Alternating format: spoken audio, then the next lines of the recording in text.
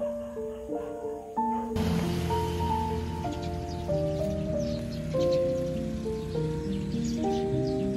everyone, this is Cindy and welcome to Cindy's Haven and Garden.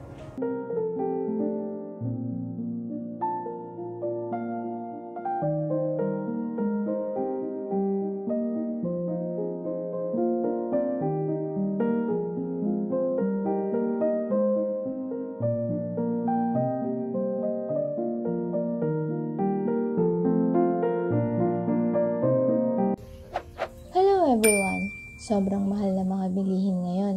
Kaya laking tulong kapag may sarili tayong tanim, kahit sa maliit na container lang.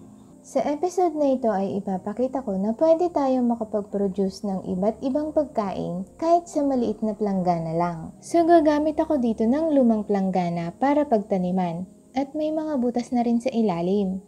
Ang gagamitin ko namang mga lupa ay mga gamit ng lumang lupa na tinatambakan ko ng mga nabubulok na materials. Ganito ang ginagawa ko sa mga pinagtaniman kong lupa.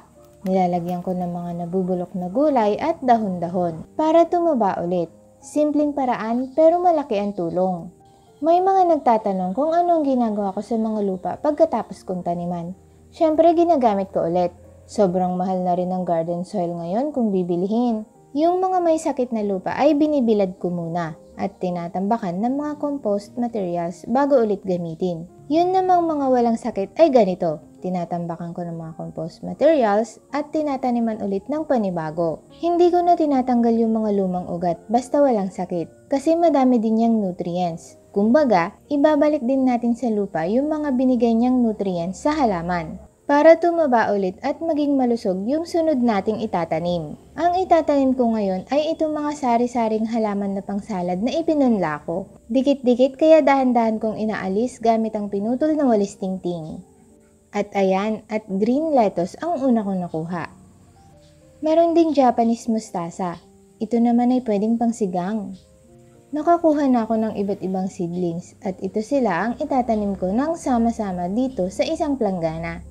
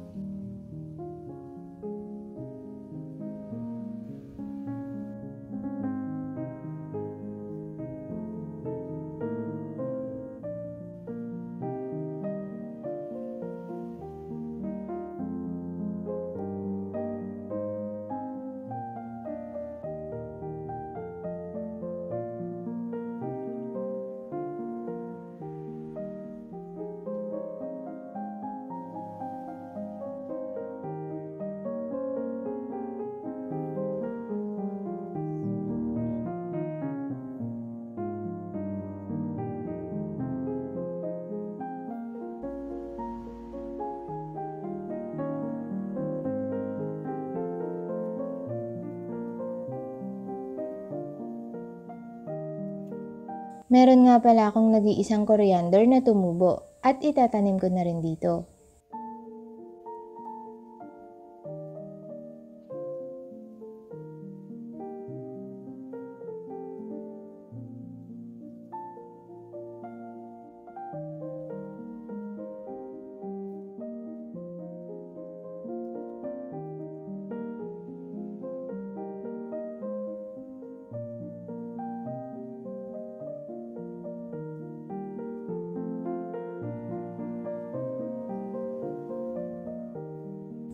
At magsasama na rin ako ng sibuyas dahon o green onions.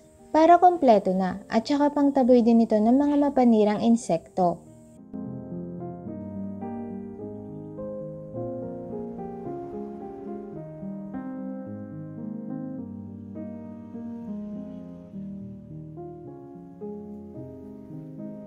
Ayan at natapos na rin. May maaani na ako na iba't ibang pagkain sa mga susunod na linggo.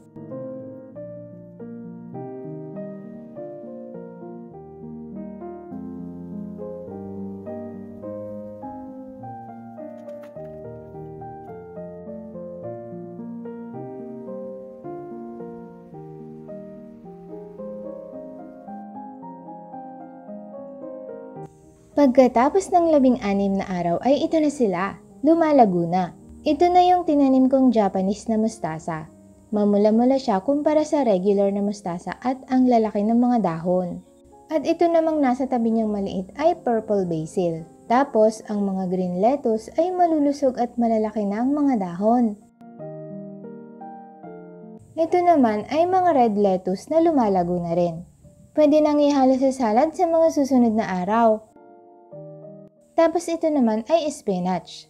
At itong mga green onion ay kumakapal na rin ng mga dahon. Pwede nang bawasan pa isa-isa.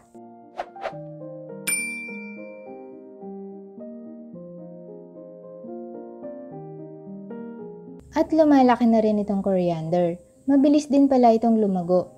At nakakamangha kasi may isa pang coriander na tumubo dito. Inihalo ko kasi yung lupang pinagpunlaan ko ng buto nila dito. Kaya malamang dun galing itong tumubo na to. Ang galing, di ba? Kala ko isang buto lang talaga ang tumubo. Ang ganda rin itong spinach. First time ko makapagpatubo ng ganitong variety kaya ang saya ko.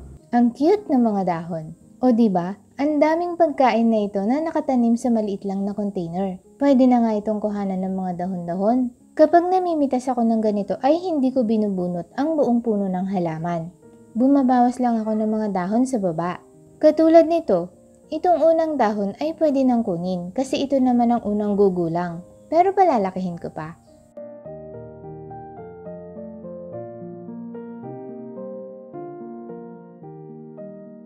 Tapos ito namang mga maliliit na dahon o bagong usbong ang siya namang lalaki na kasunod. Kaya hindi ko binubunot ng buo para may tuloy-tuloy akong mapitas. Ganon din sa mga lettuce at iba pang mga dahon at herbs.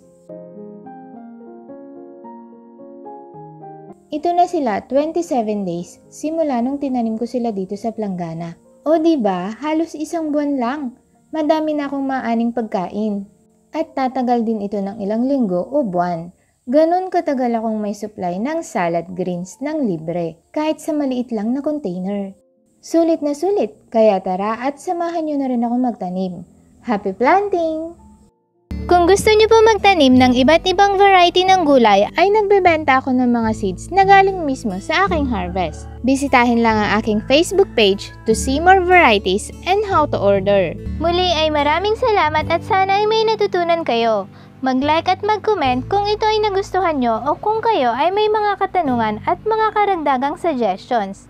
I-share naman upang makatulong din ito sa iba. God bless and happy planting!